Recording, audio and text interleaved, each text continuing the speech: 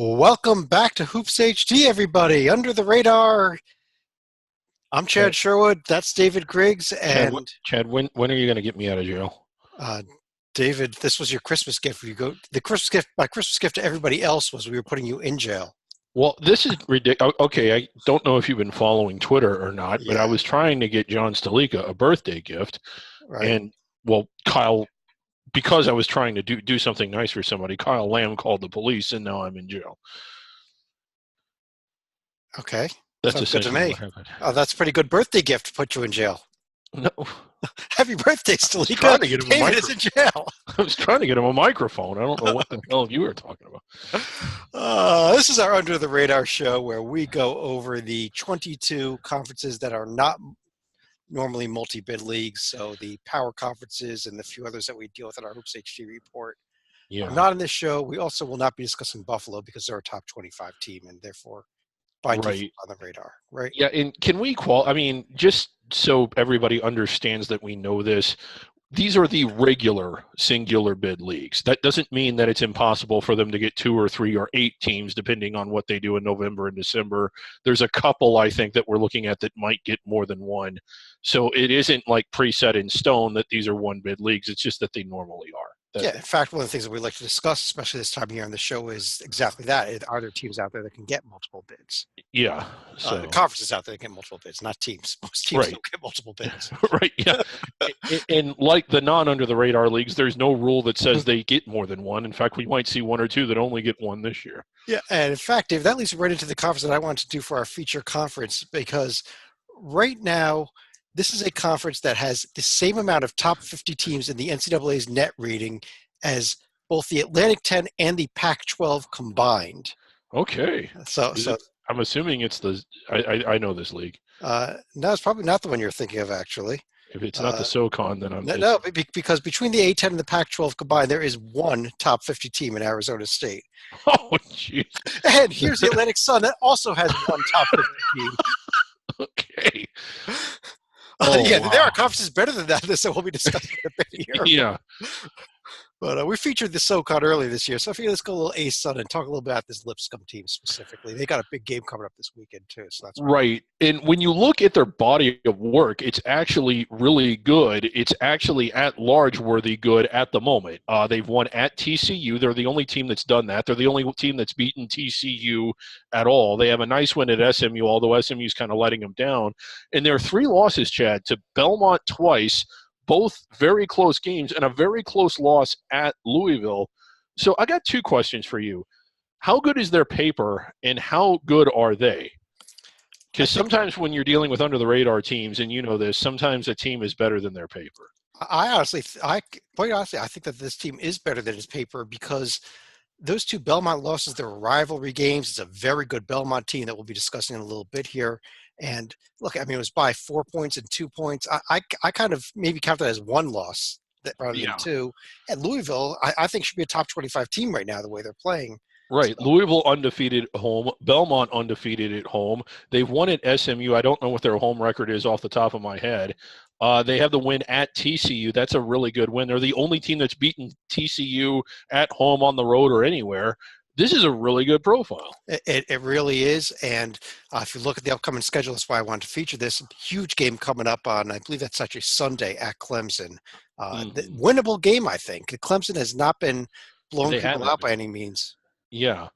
And in looking at the rest of the A-Sun, there is another team I kind of want to look at here, and it's the initial team of the people here with actually a 10-2 record. Now, it hasn't come against the type of schedule Lipscomb's played.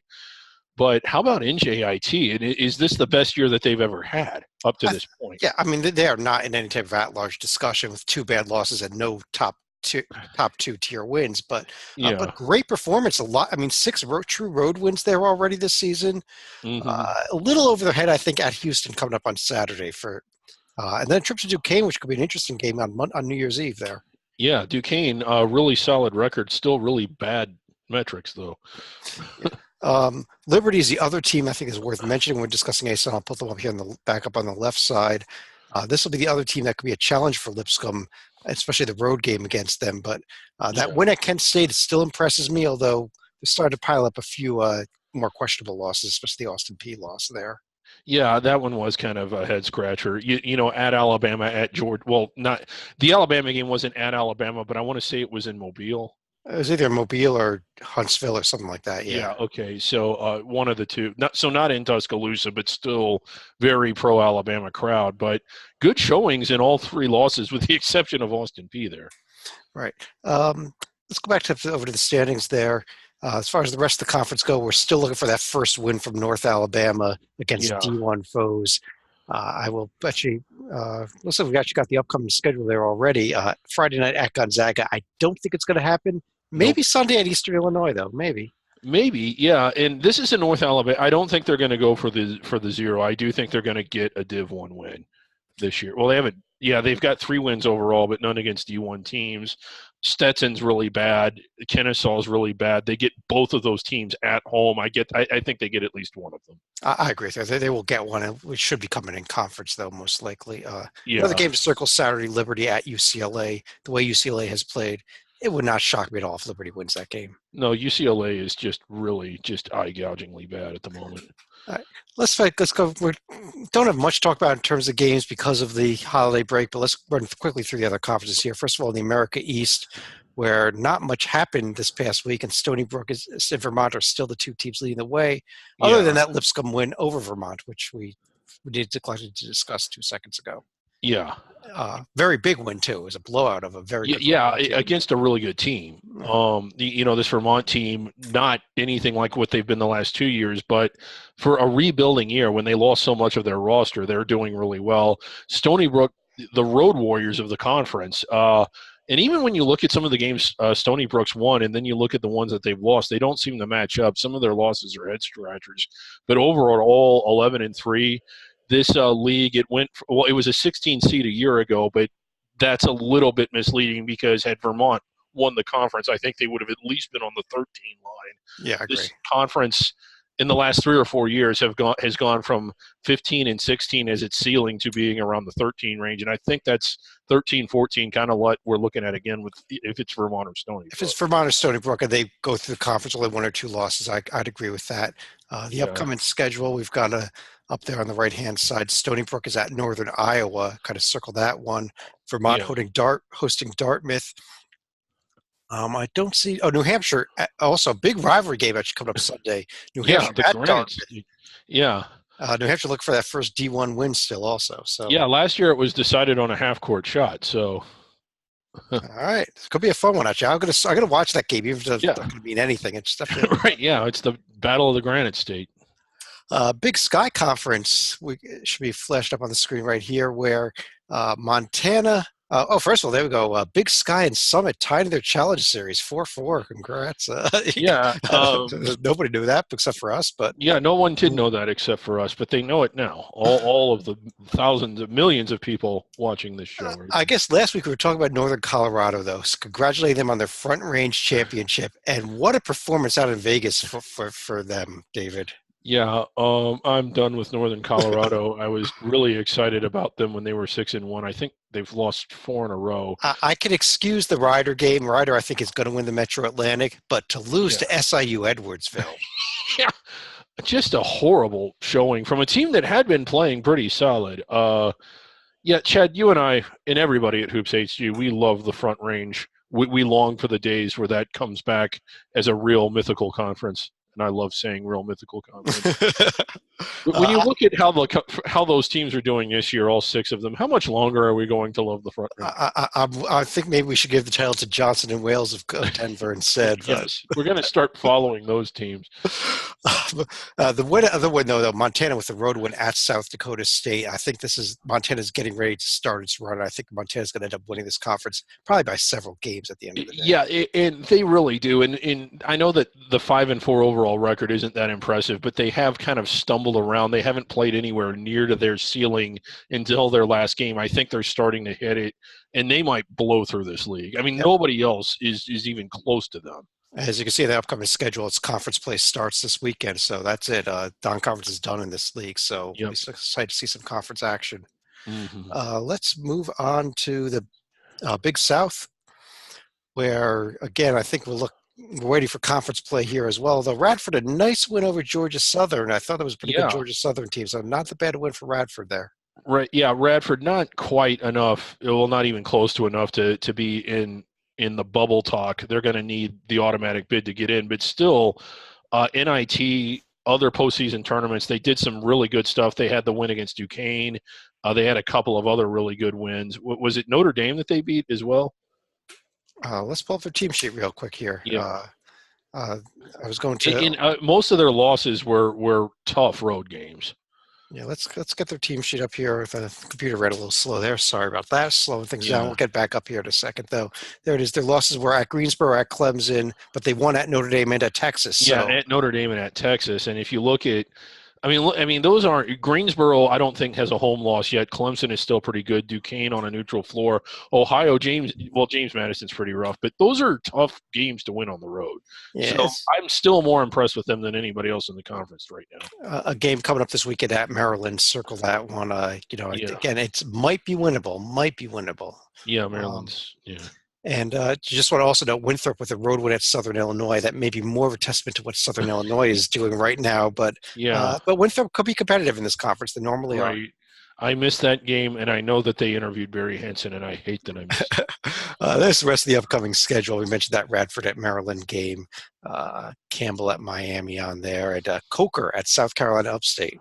Yeah, Coker. Okay. And we got Mars Hill, Piedmont National. Washington at High Point, David, on Wednesday. Yeah, that is crazy. That the Huskies are going to High Point. Or Washington College, whatever that might be. It's the JV team. Okay, 20. Where are we? Oh, Big West. I'm sorry. Okay, Big West. UC Irvine still liking this team a lot, despite the Butler loss. They were really not even in that game, but still, right. I can't fault them too much for going to Butler and losing.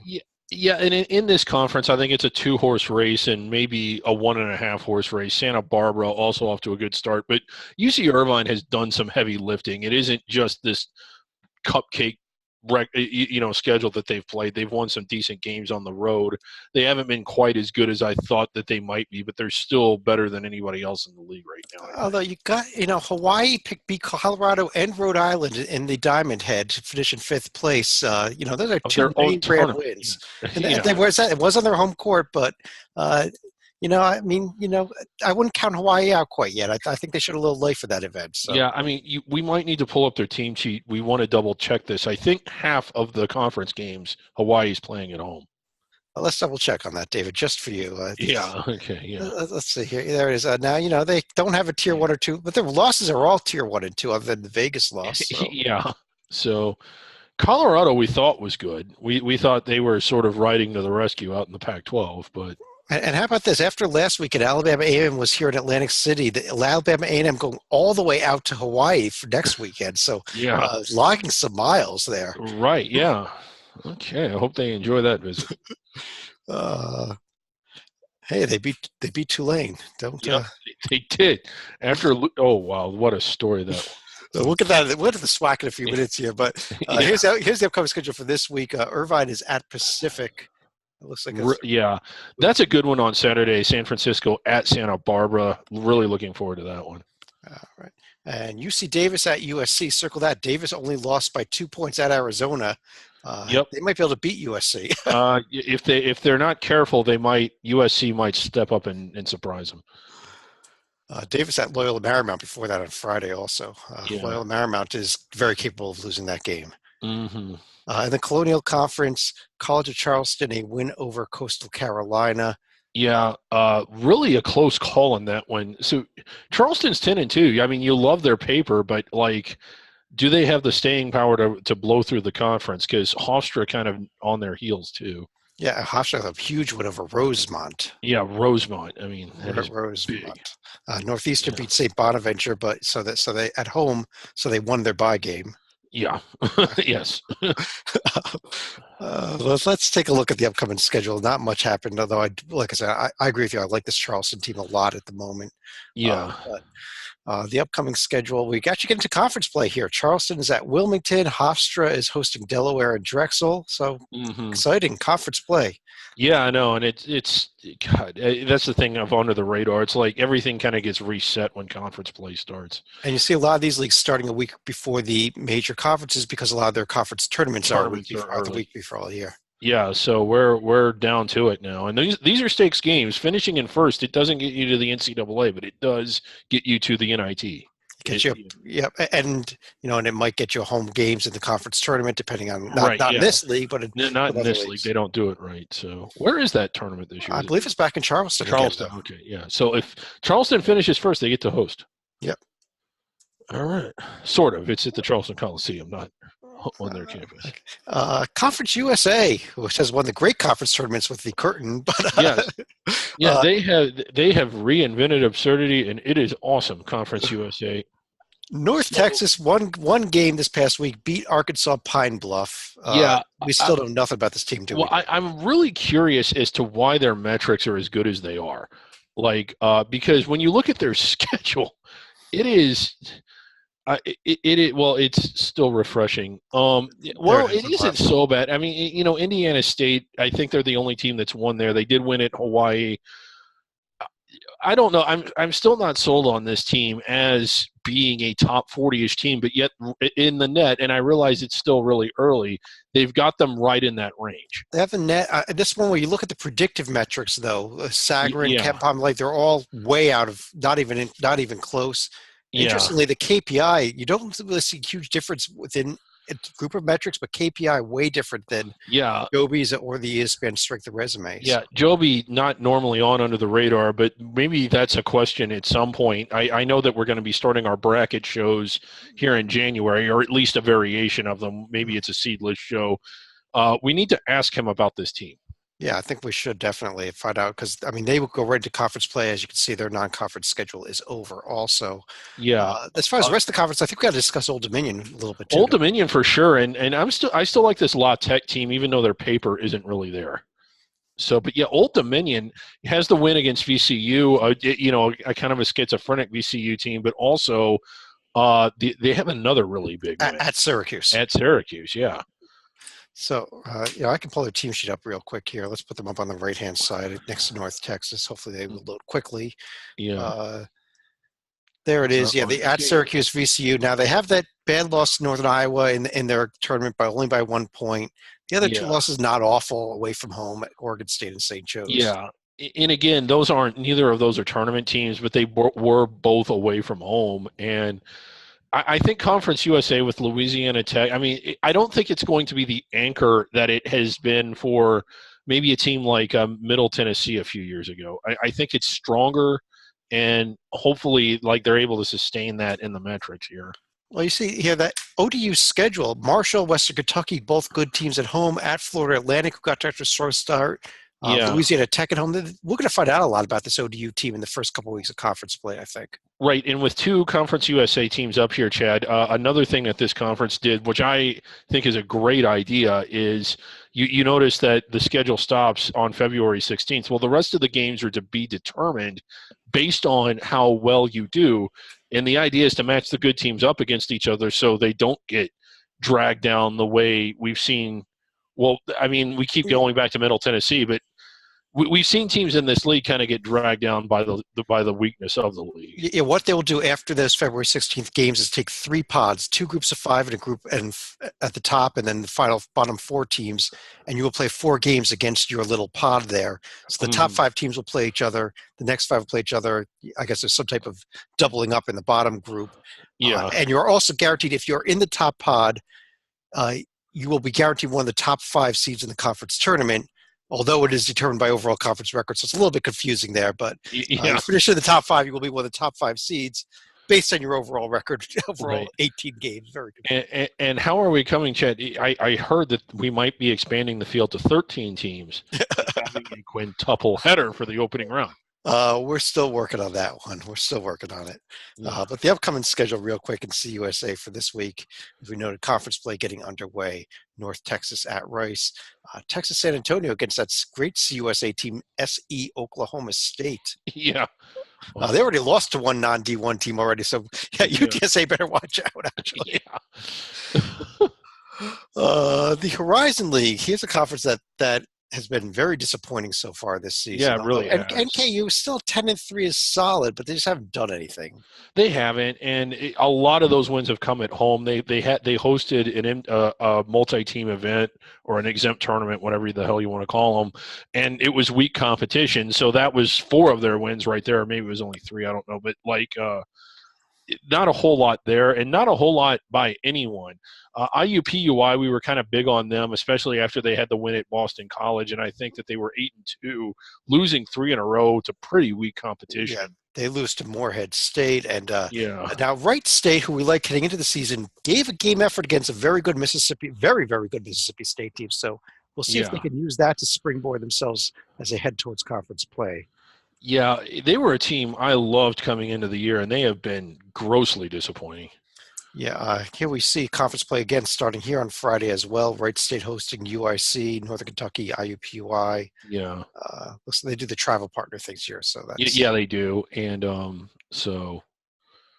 you can tell already who the travel partners are. Let's go ahead and move over to the Ivy League, where I am very high on this Penn team. I am too. A very nice road win at New Mexico. Very tough place to win, at least. Well, yeah. Well, for this year, it's particularly tough for New Mexico. Well, it's a cross-country trip again to a tough place to win, though. It is. They've played a tough schedule, and they've amassed a lot of good wins. And they're not out of the woods yet. They still have Temple, and I want to say, is it Joe's on their schedule? So they're not all the way into just Ivy League play. But if they get both of those, you're pulling it up here. And we had asked Rocco this, and it's another question for our selection committee guessing expert John Titel. Big game coming up at Toledo. At least I think it is. At least I think it should be, because Toledo, while they're not a top 50 team, they are unbeaten at home, and they only have 1 loss on the year. They're a top 70 team right now, so right, yeah. To me, that is the kind of game that you should get a lot of credit for if you win. That I felt the committee used to give teams credit for, but hasn't the last couple of years. Our discussion with David Warlock seems to be that they are trying to correct that. But look at this. I mean, if they go to Toledo and win, and they go to Temple and win, and they like run away from the Ivy League, like they only drop 1 or 2 games in conference play, I think that should be enough. I think that they should get some very serious discussion, especially I think that Villanova win will move up to a Tier 1 win by the end of the day. Yeah. I think the Miami win will move up to a Tier 2 win. So you're going to see some movement here. I think that this profile will look even better just from nothing happening that Penn is controlling. Right, yeah. And of their 2 losses, both away from home, both against, Kansas State, a likely tournament team, Oregon State, a likely Pac-12 tournament team. Very early in the season also. I mean, since November 20th, they're undefeated. Yeah. Let's go ahead and take a quick look at the upcoming schedule. I would note Harvard beat George Washington, another bye win against those A-10 teams. Right. His upcoming schedule, we mentioned that Penn-Toledo game. You may want to also circle, what is Yale doing? They're hosting Kennesaw State. Yeah. And we mentioned the Dartmouth New Hampshire game already. Right. Harvard getting paid to go to North Carolina. So this conference, because it's only an 8-team league, they get into their conference format a little bit later. Yeah, we won't see conference games. I mean, it doesn't really get going until the end of January, but they right, yeah. They have the games with their travel partners normally in the middle of January. So right, yeah. Metro Atlantic. Here's the standings. There they are. Nothing happened other than Riders win over Northern Colorado, which they followed up with a loss to Cal State Northridge. God. Niagara 6-5, the only team with a winning record. Mm-hmm. Should we move on? Yes, I think so. We're looking 15-16 line, 15 line. I think we're looking 16 line here at this point. Maybe 8.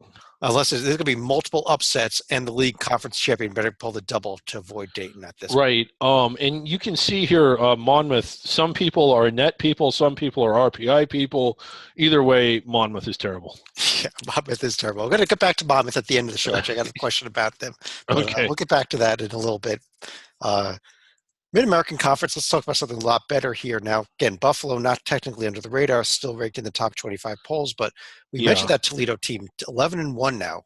Yeah, and slowly climbing up the metrics there. If you look at least at the predictive metrics, I mean, top 60, well, top 70 anyway. Yeah. I like this Toledo team. I think that their bad metrics are a result of a bad schedule. And again, it's a situation where the team might be better than what the numbers are. Right. I also like Kent State. I think I like Kent State a lot. There's a lot of teams in here that are going to be very good. Let's put both those profiles on the screen real quick here. There's should be Toledo and Kent State should be coming up here as soon as this loads in about 2 seconds. Yeah. There they go. Toledo, only loss was that Wright State loss, but they had the wins over Irvine and down the road at Marshall. Mm-hmm. Kent State, that great win at Vanderbilt, also a road win at Oregon State there. Yeah. And again, this is a good Kent State team. I know Louisville beat them up pretty bad. That was a little bit more. They actually trailed by about 20 for most of that game. But this is a pretty good Kent State team. You kind of would have liked to have seen them have a better night that night. I don't think they're going to lose until maybe they could be going into that Ohio game 14, 15-1. They may not lose until the Buffalo home game, and maybe not even then. And imagine what a showcase that would be. And I just noticed something. Let me pull that back up here, though. Toledo, second conference game January 8th at Buffalo, so circle that one as well. Yeah, especially if they get that Penn win this weekend. Yeah, I know. But that Penn Toledo game, a huge under the radar game. Upcoming schedule in the MAC for this week, at least. We've got Carnegie Mellon at Akron. I know you're going to be watching that one. I didn't even know Carnegie Mellon played basketball. Indiana University South Bend. So what's that, kind of like IU Notre Dame? Is that the art school, Carnegie Mellon? I don't know what to say. Oberlin's at Kent State. There we go. I've at least heard of their basketball. Good Lord, Carnegie Mellon. The MEAC here. That's Look at all that red.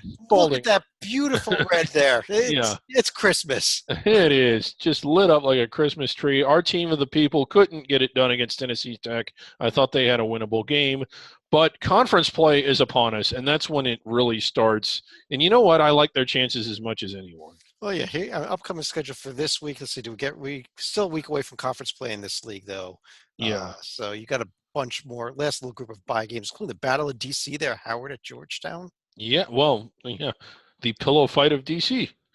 Chestnut Hill. Half of those teams have a pretty decent shot at making the tournament. Wilberforce is at NC Central. That's a big game. Yeah. Missouri Valley Conference. Let's talk a little bit about the top of this league, actually, David, because I am now sold on them. I'm ready to buy in. I am too. Very much so. Great game against San Diego. Yeah, getting a trophy. Was it double overtime, triple overtime, was it? I think it was double. Double overtime win over San Diego. Also, the win the day before over New Mexico State.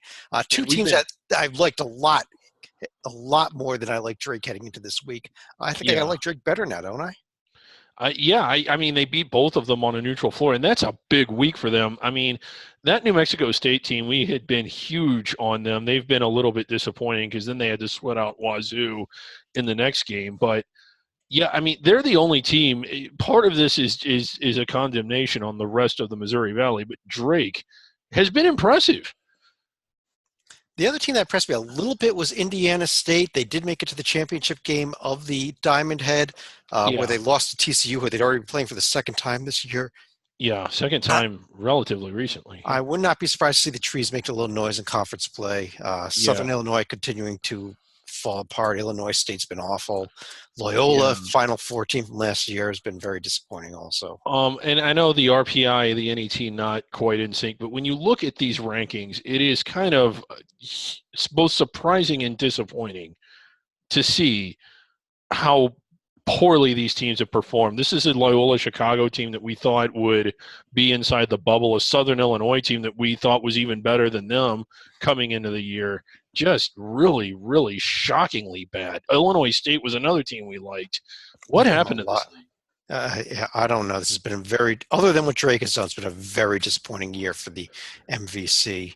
Yeah. This week we've got, we'll actually be starting conference play on Wednesday. So, but this weekend, just a few more bye games, really. Mm-hmm. Stony Brook at Northern Iowa, I think we mentioned that one already. But then we get into the conference play, including Indiana State at Loyola Chicago. Maybe want to circle that one as a good early season barometer for both teams. Yeah, because early conference play barometer. Early conference play barometer, yes. Early season barometer hasn't been so good. NEC, can't wait for conference play. But congrats to SFBK for the winning record still. Yeah, nice winning D1 record. Really good. You don't see that often out of this league. So good for them. And I like the Central Connecticut team too. And if you just like basketball, like for the raw atmosphere and emotion, this is such a fun league. It really is. The upcoming schedule, we are still a week away from conference play here. So, SFBK is not playing this week, actually. So they should go in with a winning record. Mm-hmm. I don't know. Central Connecticut, Oregon State, that might be a little too far across the country for them, I think. Yeah. LIU Brooklyn at Fordham, that could be a nice, interesting crosstown rivalry there. Well, yeah, it probably will be. And I think the winner should go to the A10 and the loser should go to this league. We should play it like that, shouldn't we? Yeah, we should. Let's talk about two very good under the radar teams here, Belmont and Murray State. Now, Murray did lose to Auburn. Can't fault for that at all, though. No, and we had talked about Auburn earlier in the week on Under the Radar. Murray State now losing to both Auburn and Alabama on the road. They actually had a lead in the second half against Alabama that they kind of blew. Auburn, they were right in there. They were keeping it within 10, and it seemed like the lead would fluctuate between 10 and about 5. And every time Auburn looked like they had momentum built up, Murray would get back into it. And they actually had themselves in a position to possibly tie the game late. But, because they had it down to 3 with less than a minute to go. But I got to tell you, David, if we like Lipscomb as much as we like them when we discussed them at the top of the show, don't you have to like Belmont better? Yes, I think you absolutely have to. And they might, again, they have the 2 wins against Lipscomb, and that's pretty definitive. They beat them at Lipscomb, and then they beat them again at home. Both close games. They went out to UCLA, kind of struggled to get that one, but they won it. The win at Samford, the only team that's won there so far.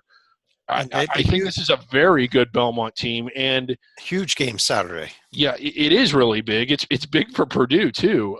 Belmont, I think, has looked as good or better than Purdue all year. If they get that one, and they're certainly good enough to do it, you have to start thinking about them as being inside the bubble too, don't you? Because it's one of those things. If you're going to look at Lipscomb, then don't you have to look at Belmont? You do. And a little disappointing look at the conference schedule here. Belmont and Murray only play once this season. It's at Murray on January 24th. So a little disappointing that we may not get a second game between them until the OVC final. Be great to see that, though. Yeah, it would. I don't even know if there's anybody else worth discussing here, though Jacksonville State did give West Virginia a game, but so has everybody else that's played them, I think. Right, yeah. So, but yeah, this is a 2-horse race. We mentioned Austin Peay with the win over Liberty, winning that little 4-team event as well. But there's the upcoming schedule. Austin Peay is at Arkansas, actually coming up on Friday. Right. Let's keep things rolling here. We're moving along. We're going to the Patriot League, where we're waiting for conference play as well. Yes, we are. And how Lehigh? A couple good showings here. Lehigh, Holy Cross, some pretty good. And Bucknell is actually I did not like this Bucknell team heading into the season after the way they almost beat Ohio State, picking up 2 wins out of the Diamond Head.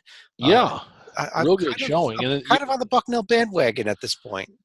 That's a good point. Boston U has had some peaks and valleys, but Bucknell seems to be playing really well in the moment. And I wouldn't be surprised if they were a force in this league and maybe even ended up winning it.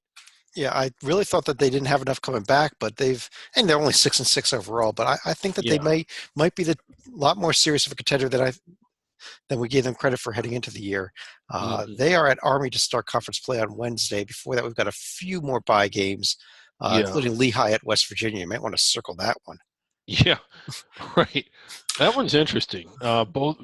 Lehigh with the better record going into that game. Then they're at home against their big rivals, Lafayette. So, yeah. Let's keep rolling here. Let's go into the SoCon, where welcome back, David. Welcome back to the Furman Paladins, to the Under the Radar show. You're no longer the top 25. You are now back where you belong. Here's the problem for Furman, and their profile is interesting. Look at that strength of schedule, Chad. That is their out of conference strength of schedule, and they play in the SoCon. Now, I got to give them a little bit of credit here. They did schedule games at Villanova and at Loyola Chicago, which they won. So, but and at LSU. Their bad games were just horribly bad, though. They played the, what was that, 5 sub-300 teams, including the number 353 Asheville team. Yeah, so 5 sub-300 teams, and then 3 D2 teams, or 3 non-D1 teams, including Bob Jones. But I think the strength of schedule is weighed down by really bad Tier 4, and I think that's because the top 4 games there are not that horrible. No, they're not. And to be fair, the committee is more interested in the individual teams you play, not the overall strength of schedule. But that is the strength of schedule is on there, and that is kind of hard to ignore. That would be a categorically awful SOS for them to get in at large. Now, the other question is, how good are they compared to the rest of this conference? Well, I think this is the other team to keep a real close eye on the right there. UNC Greensboro. I think they're my second favorite team in this league so far. They also lost at LSU, not as bad as Furman did. Their other loss was at Kentucky. And I got to correct myself. They won at Sanford this past week. I had said that Belmont was the only team that had won there. Greensboro's won there as well. I know that Kentucky kind of blew it open in the end, but they were right in that game until they got in the late foul trouble. This is a really good Greensboro team. We've got a Wofford team that's good. We've got an East Tennessee State team that's good. Yeah, and a Sanford team that has played really well as well. And you can't forget about the Citadel sitting there at 9-2 overall. And one of the best seasons we've seen out of them in a long, long time. Right, and I'm glad you said that because I did kind of forget about them. Well, don't forget about them. They didn't play this last week. We get full, even though everybody's already played one conference game during the month of December, I think we get fully into conference play this week. Yeah, and this is a fun league. My only gripe is I wish they did the tournaments at campus sites because, God, what a fun season that would make for actually, Citadel is not a conference game with that Longwood game. The rest of them, nor is Mercer's Harvard game. But look at that Saturday though, Furman at East Tennessee State. You could circle that one already. Yeah, as you know, could be two of the top teams of the SoCon going at it here on Saturday. Yeah. Southland Conference. Oh boy, another league where, well, SFA had that huge win over Baylor last week. They followed it up with a nice 50-point win over Arlington Baptist. Whoever that is. It's a pretty weak league. A really good story out of Abilene Christian, and I know that we've talked about them before, but and I'm just now noticing they're way over 500 in D1 games, and they're the only team that is. So, and I know their schedule's been weak, but for a team that transitioned so recently, for them to be having this kind of success, nobody else in this conference really looks as good as they are. Yeah, I still think at the end of the day, Stephen F. Austin will be the team to beat. But again, they played 4 non-D1 games, and that's why they're 7-4. Although ACU played 3 of them, and sitting there at 7-2, played such a weak schedule there. Number 50 for SFA versus 292 in strength of schedule. Also, a very slow team there. 327 in tempo for. Yeah, still, they're still kind of interesting to watch, and I hope they start filling their arena. The home games I've seen them play, there's no one there. Upcoming schedule there, we got a few more non-D1, a few more bye games before we get into conference play coming up. I guess we're actually starting here Wednesday, New Orleans at Abilene Christian, Southeast Louisiana at SFA. Alabama at SFA, is that correct, David? I think that is correct, yes. Wow. Alabama, true road test at Stephen F. Austin on Sunday. Yeah, and it might be in Dallas. You might have to look up the specifics of that, but I think that is right. All right, we need Stalika here. Stalika, can you comment on that? Yeah. Well, when Stalika joins us next week, he'll answer that. We know he's watching. Stalika, you'll fill the results of that game next week. But let's go over to the SWAC, where we had a huge story coming out of Alabama A&M in red there on the APR ban list. Yes. The game I went to here in Atlantic City winless versus winless. They got trounced by LaSalle, looked awful in doing it. And then somehow on Saturday, beat a Tulane team we actually liked early in the season. David. We did. After the first couple games, we were kind of big on the progress they were making and talking about them. Suddenly, Chad, there's 3 teams in this league without a D1 win, and Alabama A&M not one of them. Yeah, and that gave us the 11th win by this conference against in non-conference play. We were only aiming for 10. We're up to 11. Yeah, we were only aiming. I mean, they have surpassed the goal. Will they surpass it by more? Well, let's see what we got coming up here. I think we're getting into conference play, but yeah, I think you're right. We've got a couple more left though. Actually, we got one more week before conference play. Just a handful of games left. Southern on the road at Marquette. Don't think any of those against D1 teams are winnable. Alabama A&M with a trip to Hawaii and Pepperdine. Pepperdine's awful. But I don't know. Alabama A&M is hot on a 1-game winning streak. Yes, they are. Okay, a couple more leagues to go through real quick here. The Summit League with South Dakota State. Summit League finished up 2 challenge series, lost to the WAC, tied the Big Sky, but the conference couldn't do anything else this week. Well, we're getting into the Summit League Challenge, which is against itself. South Dakota State's still the class of the league, not as good as we thought they'd be. I don't think, at least not what I was expecting, but still better than everybody else. Kind of a disappointing year for them. Yeah, disappointing so far, but I think that they will make up for that when we get into league play here. I do too. So they start off at Western Illinois, their lone game this week. Yeah. They should win. They might win out. This is a really weak league. You got home tests against a team like Fort Wayne or even North Dakota State, who's become a big rival of theirs in recent years. So, I would not exactly say, hey, listen, they're going to win every single one. I think they slip once or twice. But Sun Belt Conference. Yeah.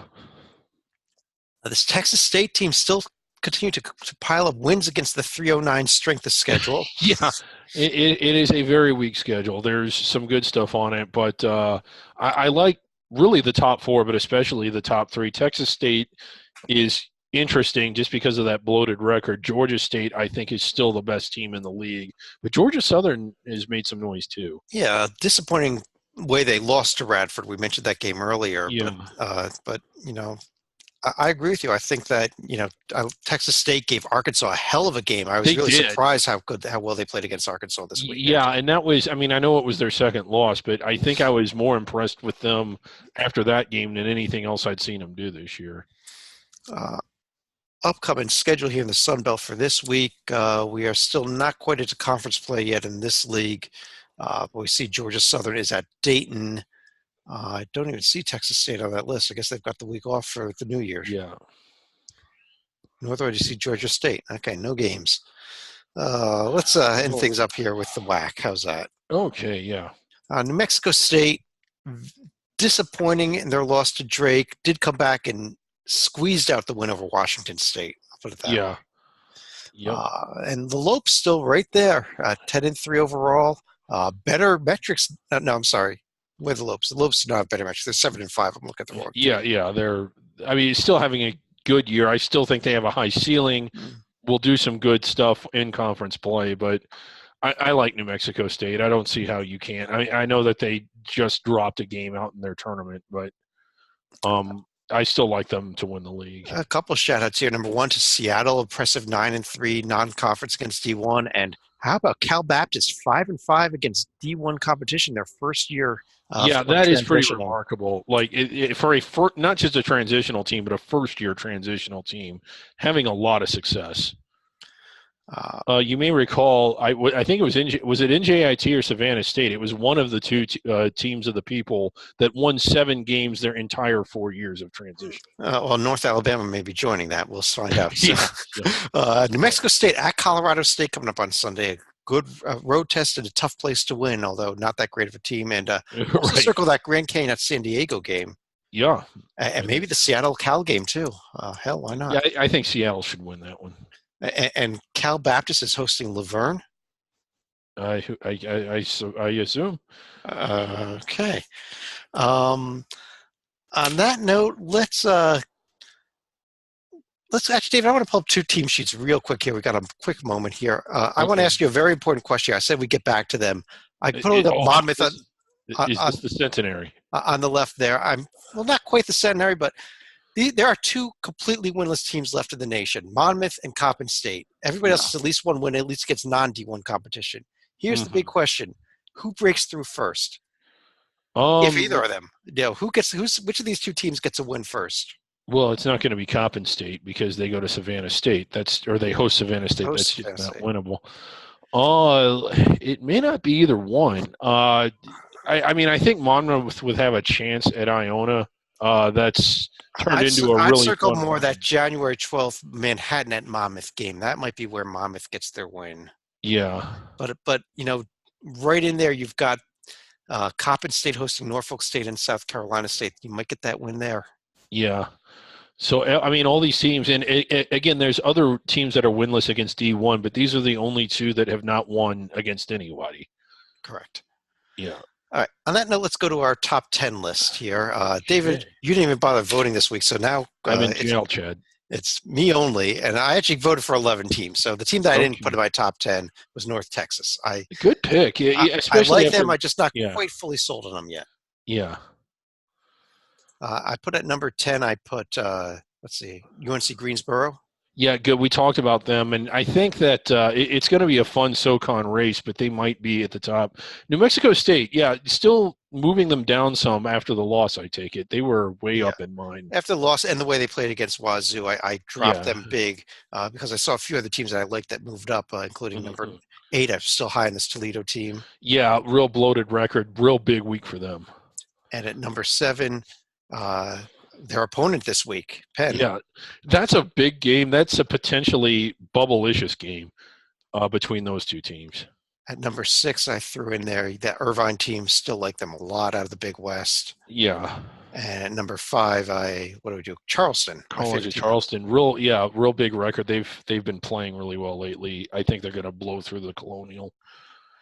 Number 4. Drake, way up the list there. I loved what they did this week so much. They weren't even on my list last week. Yeah. All the way up to number 4 with the wins over New Mexico State and San Diego. Okay.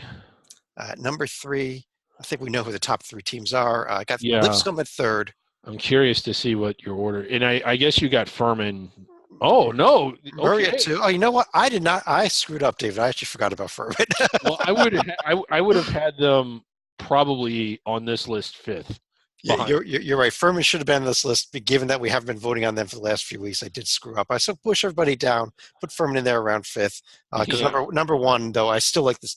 The top 4 here definitely better than Furman. Number 1, I got Belmont. Yeah, and I would have those top 4 in that same order. On that note, we're done. You want to do a final thought? I think we're done. My final thought is just the important thing to remember over the holidays is that everybody that plays for, coaches, or roots for a rival of a team that you like, they're all awful people. Just don't forget that during the holiday season. I'll tell you the one caveat on that is that, David, if you are a rival of George Mason, yeah. They have one person who is not an awful person. Right. Yes, they do. They do. I don't have it. Unfortunately, we don't have his picture this week. That would, of course, be George Mason's strength and conditioning coach. Handy Hindurahan. On that note, on behalf of David Griggs, I'm Chad Sherwood. Thanks for joining us. We'll be back again. This is our last Under the Radar for this year. We'll be back again in 2019. Yeah. Right. Back in 2019. Happy New Year, everybody. All right. All right. And we'll talk to you again real soon.